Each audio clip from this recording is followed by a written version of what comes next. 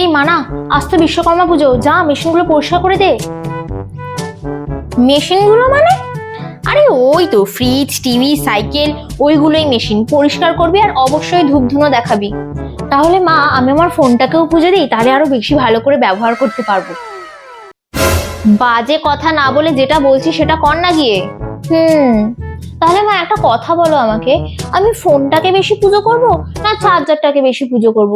কারণ চার্জ না দিলে তো আমার ফোনটাই চলবে না।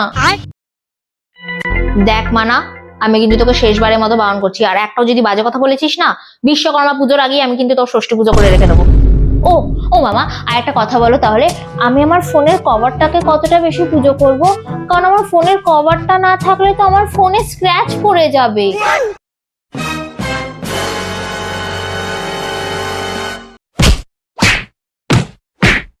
বুঝতে পেরেছিস তো তাহলে কি কি পরিষ্কার করতে হবে?